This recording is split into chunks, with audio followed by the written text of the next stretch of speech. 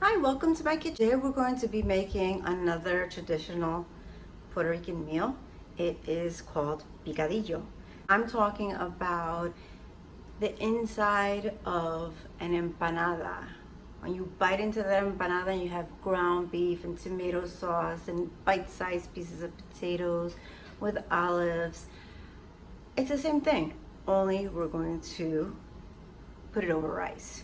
So stay tuned. Okay, so now we're back. I heated up my pan and we're going to use, I have 1.5 pounds of ground beef here, and we're going to brown this ground beef and we're going to drain it from all of its oils once it's done.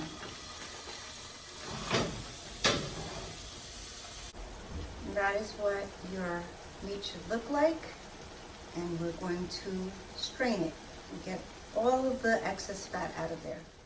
I have this really cool bowl that has like a strainer on the side, so you don't lose all of your ground beef or whatever it is that you are straining. Okay, we're back. So I already browned my ground beef. I have it right here. I have a potato that's been peeled, washed, and cut into bite-sized cubes. I have some recao leaves, and I already have one washed. I have two actually washed and cut, but this is what recao looks like. That's what that looks like. It tastes similar to cilantro, which is the Spanish parsley, but for me it has a stronger taste, which I really like. If you don't want to use recao leaves, you could use cilantro.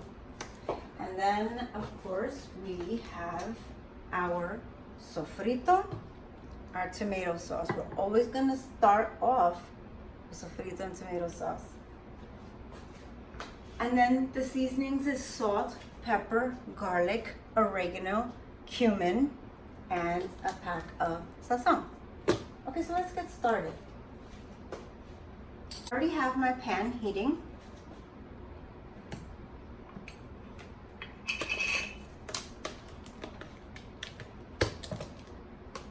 So we're going to do 2 spoons of sofrito.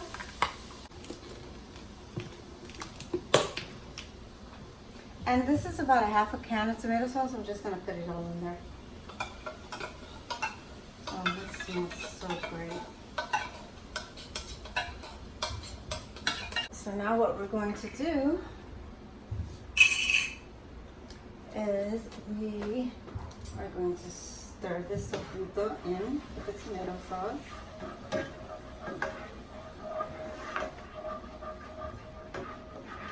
And now that has been stirred in, we are going to mix in our ground beef.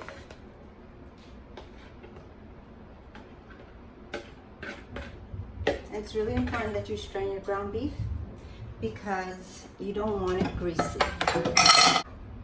So before I add the water, I like to add all the ingredients in first, because if you add the water in, for me, once the water's in and you're adding potatoes and things in, it tends to splash. So I have my ground beef, my tomato sauce, my sofrito. I'm adding my potatoes. And my hands are clean. Oh, I forgot one ingredient, which is our olives. You don't need to put olives in if you don't want to. My son doesn't like them. However, I put just a little because it gives it a really good flavor. And when I serve his food, I make sure I don't give him any of the olives, but the olives are really good to have in there. So here we go. We're going to add the recao leaves. I'm going to add my pack of sazon. I add my sazon first, because then I can more or less gauge how much salt I need. And the sazon already has salt in it.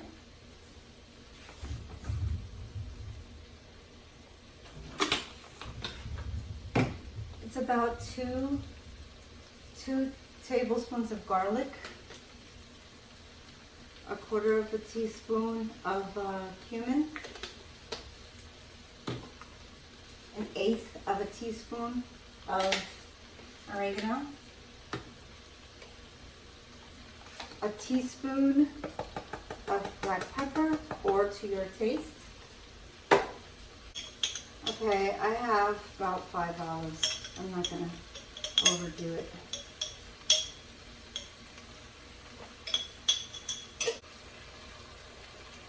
I'm gonna start off with about a half a teaspoon of salt. I use pink Himalayan salt. I also use Salt Sense, which is from Morton Crystal Salt. It's got it's a lower sodium salt. All right, so all of these things are mixed together, and now I'm going to start pouring the water in. And I'm going to pour enough water just to cover the ground beef mixture.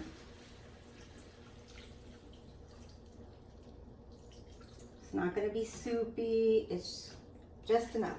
So for my 1.5 pounds of ground beef and my potatoes, I have 8 ounces of water in there. I don't really measure, but I know that this is an 8-ounce cup. And I fill it to the top with water. So I want you to see what the picadillo looks like. It has 8 ounces of water, and I'm going to add just a touch of salt, because a half a teaspoon wasn't enough, but just a touch. And now that it has all the water and everything in it, now you can taste it and see if it has enough of the spices, and you can always add. It's better to add later than it is, to have an overly salty meal that's going to be nearly impossible to fix. So we're going to cover that, and we're going to let it cook for about 25-30 minutes, or until our potatoes get soft. So I'll be back. Okay, so this is what your picadillo is going to look like. The potatoes are soft, and it doesn't have as much liquid as it did when we first started making it. It was 8 ounces of liquid, and it cooked down, so we have just enough sauce, so that way you can moisten up your white rice. We can put some avocado on the side. Today my husband wants a fried egg with his, so I'm not gonna do the avocado, but this is what your picadillo should look like in the end. Very little water, potatoes are nice and soft, and we are ready to eat. Okay, so this is your finished product. Here's the finished product. Here is your white rice with picadillo. My husband got his with fried eggs, but of course I busted one of the yolks, so I didn't put it in this video. But here's your finished product. I will put the recipe down in the description, along with the how to make white rice link.